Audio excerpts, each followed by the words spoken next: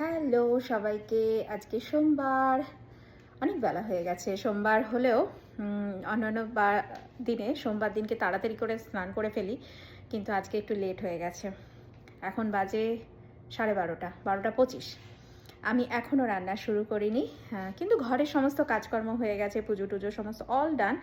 তরকারিও কেটে ফেলেছি যেগুলো করব।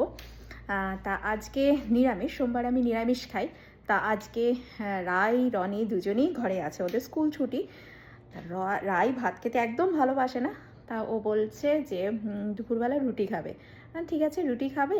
তা রুটির জন্য তো তাহলে একটু রুটির মতো মানে রুটি খাওয়ার মতো তরকারি করতে হয়। তার জন্য আজকে আমার মেনুতে রয়েছে বেগুন ভাজা, চাক করে কেটে নুন হলুদ মাখিয়ে রেখেছি। অনেকক্ষণ আগে মাখানো থাকলে তেলটা একটু কম টানে। আর করব একটু এটা হচ্ছে পেঁপে দিয়ে, আর এখানে সোয়াবিন সেদ্ধ বসিয়েছি, সেদ্ধ হয়ে গেছে। পেঁপে দিয়ে সোয়াবিনের তরকারি করব। কিন্তু রাই জানে না কিন্তু যে পেঁপে দিয়ে করছি। বলবো শুধু সোয়াবিন দিয়ে, এমনি আলু দিয়ে করছি। আলুও খেতে ভালোবাসে না, কিন্তু পেঁপে যদি বলি তাহলে আরও খাবে না। তা পেঁপেটাকে এমনভাবে রান্না করব, একটু কষিয়ে যাতেও বুঝতে না পারে। পেঁপে খেতে একদম ভালোবাসে না। তা পেঁপে সোয়াবিনের তরকারি করব আর বেগুন ভাজা করব। আপাতত এই দুটোই প্ল্যান আজকের লাঞ্চের জন্য।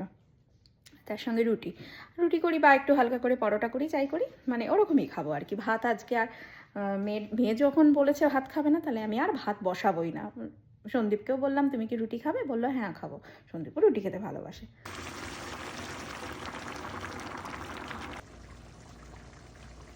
নুনটা ঠিক আছে নাকি?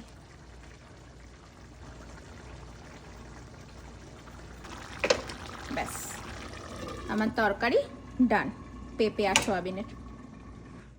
সোমবারে দুপুরের লাঞ্চ নিয়ে চলে এসেছি সোয়াবিন পেঁপে আলুর তরকারি, একদম নিরামিষভাবে, কালো জিরে বাটা দিয়ে আর পোস্ত বাটা দিয়ে হালকা করে, রুটি আর তার সঙ্গে বেগুন ভাজা। ঠিক লাঞ্চ মনে হচ্ছে না, তাই না? সত্যি কথা, বাঙালির পাতে দুপুরবেলা যদি ভাত না থাকে সেটা লাঞ্চই মনে হয় না। ঠিক আছে, খেয়ে নি, খিদে পেয়ে গেছে কিছু না ভেবে।